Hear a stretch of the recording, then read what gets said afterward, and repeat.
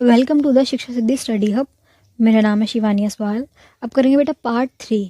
ठीक है, क्या पढ़ रहे हैं हम? भारतीय सामाजिक और राजनीतिक चिंतन, मतलब विचारकों को पढ़ रहे हैं जो भारत के हैं केवल। ठीक है, अलग अलग पॉलिटिकल थिंकर्स को पढ़ रहे हैं, इंडियन। इंपॉर्टेंट क्वेश्चन और आंसर्स कर रहे हैं। सीरीज चल रही है हमारी। ये सभी हमारे सब्जेक्ट्स हैं जो मैंने अब तक करा दिए हैं। सभी के लिंक आपको नीचे डिस्क्रिप्शन बॉक्स में मिल जाएंगे। बात करेंगे आज लोकनायक जयप्रकाश नारायण की। ठीक है, जयप्रकाश नारायण एक महान स्वतंत्रता संग्रामी थे। ठीक है, जो लोग फ्रीडम फाइटर्स होते हैं ना, उनको कहा जाता है स्वतंत्रता संग्राम सेनानी। ठीक है, सामाजिक आंदोलन में सूत्रधार थे। ये सामाजिक आंदोलन में इन्होंने बहुत पार्टिसिपेट किया है। ठीक है, और सर्वोदय आंदोलन के गांधीवादी नेता थे। सर्वोदय आंदोलन क्या होता है बेटा? सबका उदय, सर्वोदय, सबका जब उदय होगा तो सर्वोदय कहलाएगा। इसके सबको एक साथ लेकर चलो। गांधीवादी नेता थे, मतलब गांधी जी को फॉलो करते थे।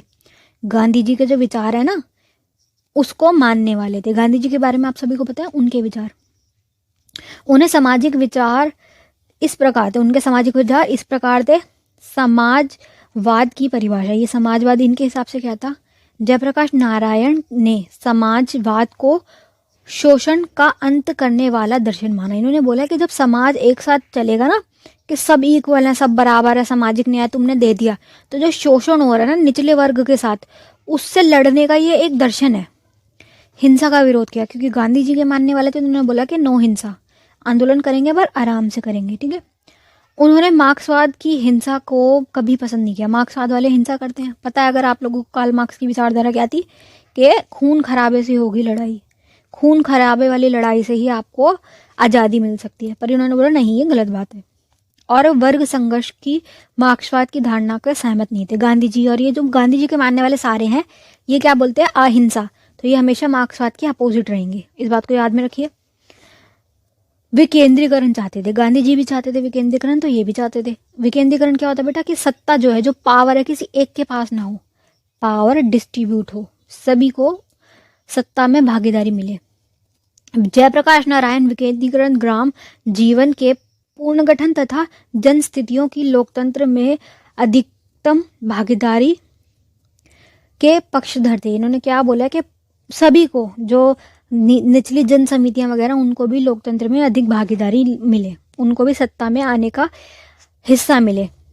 भूमि और उत्पादन के साधनों का अधिकार, ये क्या चाह रहे थे? उनका मानना था कि भूमि, जमीन और उत्पत्ति के सभी साधन, जो भी चीजें आपको जमीन से उत्पन्न करने के प्रोडक्ट, जो प्रोडक्ट निकल के आ रहे हैं ना, उसको, उसके जितने भी साधन है, पर किसानों और मजदूरों का अधिपत्य हो, स्वामित्व हो।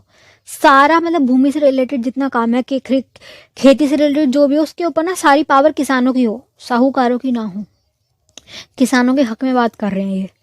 सहकारी और सामूहिक कृषि, वे सहकारी व सामूहिक कृषि के समर्थक थे, और इसलिए उन्होंने भूदान का समर्थन किया। भूदान क्या होता है बेटा? जिनके पास बहुत ज्यादा जमीन है ना, वो अपनी भूमि को ना दान दे दो। किनको? जिनके पास बिल्कुल जमीन नहीं है। जमीनहीन किसान भी होते थे, भूमिहीन किसान जो है उनको दे दो आप, क्योंकि आपके पास इतनी है, बहुत ज्यादा है, आप कभी उसे यूज भी नहीं कर पाओगे, आप इतने रिच हो, तो फिर इसको दान दे दो। तो उन्होंने भूदान की बात की है, कि जो किसान है उनको एम्पावर किया जाए।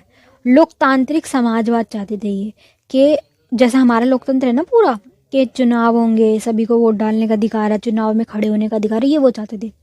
जयप्रकाश नारायण लोकतांत्रिक समाजवाद के समाजवादी दलों द्वारा संसद के माध्यम से विभिन्न उत्पादन एवं वितरण के साधनों के राजकीय या राष्ट्रीयकरण के सहमत थे। ये क्या चाहते थे? कि जो ये पैसा है ना, जो सारी पावर है, जो ये पैसा है, ये सिर्फ एक वर्ग के पास ना हो, बटा हुआ हो। विकेंद्रीकरण वाली बात को ही कह रहे हैं ये। ठीक है, कि संसद डिसाइड करे कि किसको कितना मिलना चाहिए, और बांटा जाए, केवल किसी एक के पास ना रहे। ठीक है, अब नेक्स्ट कौन है बेटा? रविंद्रनाथ टैगोर। ठीक है,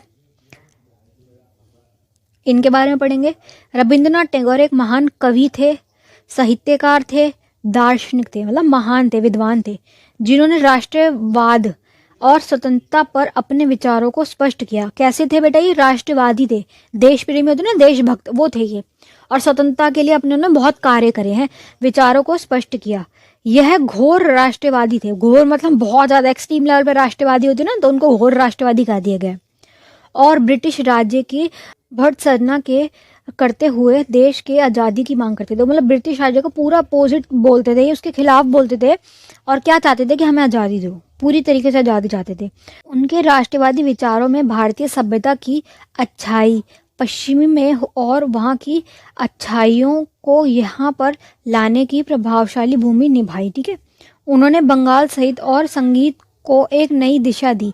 म्यूजिशियन भी थे ये, ठीक है, गाना गाया इन्होंने, जिससे बंगाली साहित्य क्लासिकल संस्कृति के प्रभावित से मुक्त हो गया। ठीक है, टैगोर के राष्ट्रवादी गतिविधियों में शामिल थे ब्रिटिश राज की खिलाफ। इस वर्ड को, ये बड़ा मुश्किल वर्ड है, से खिलाफ निकला आसान। उन्होंने ब्रिटिश राज की क्रूरता और शोषण के खिलाफ आवाज उठाई, क्योंकि वो बहुत ही गंदे थे, बहुत ही बुरी तरीके से लोगों को मारते थे, अत्याचार करते थे। इसलिए आज़ादी की मांग की। उन्होंने भारत की स्वतंत्रता के लिए लड़ाई लड़ी और इसके लिए अपना साहित्य और विचार का उपयोग किया। उन्होंने लिखते थे ना, वो राइटर थे, तो उससे बहुत फर्क पड़ता है। लोग उनकी बातें पढ़ते थे तो एक जागरूकता पैदा होती है। नाइटहुड का त्याग। जलियांवाला बाग के बाद उन्होंने अंग्रेज द्वारा दिया गया नाइटहुड का त्याग कर दिया, जो कि राष्ट्रवाद की विचारधारा, मतलब ये किसी प्रकार का अवार्ड वगैरह हो गया, कोई चीज़ होगी जो अंग्रेजों ने नहीं दी, इन्होंने त्याग कर दिया कि मुझे नहीं चाहिए। ठीक है, जैसे होता है ना कि हम अपना अवार्ड वापस कर रहे हैं, गुस्से में क्या करते हैं, अवार्ड वगैरह वापस कर देते हैं, वैसे उस प्रकार से इन विचारों और गतिविधियों से स्पष्ट होता है कि रविंद्रनाथ टैगोर सच्चे राष्ट्रवादी और स्वतंत्रता सेनानी थे, जिन्होंने भारत की आज़ादी के लिए अपना जीवन समर्पित किया है। चलिए बेटा, best of luck for your exam. किसी को कुछ ना समझ आ रहा तो आप मुझसे पूछ सकते हैं।